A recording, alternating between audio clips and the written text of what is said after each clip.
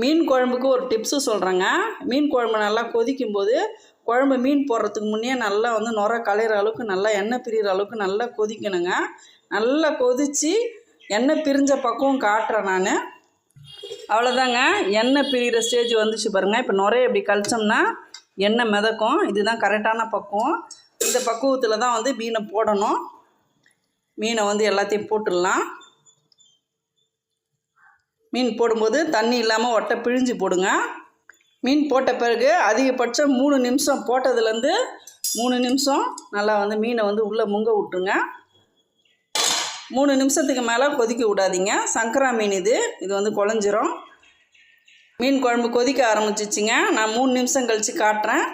அவ்வளோதாங்க, 3 நிமிஷம் ஆயிடுச்சு. அது 3 நிமிஷத்துக்குள்ளே இந்த நுரை வந்து களையக்கூடாது. இப்போ மீனில் இருக்கிற சத்துலாம் வந்து நுரையாக மதிக்கிட்டுருக்கு. இது களையிறதுக்குள்ளே நம்ம வந்து கொத்தமல்லி போட்டுடணும்.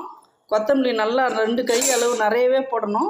போட்டு கொத்தமல்லி போட்டோன்னே கொதிக்க வைக்கக்கூடாது.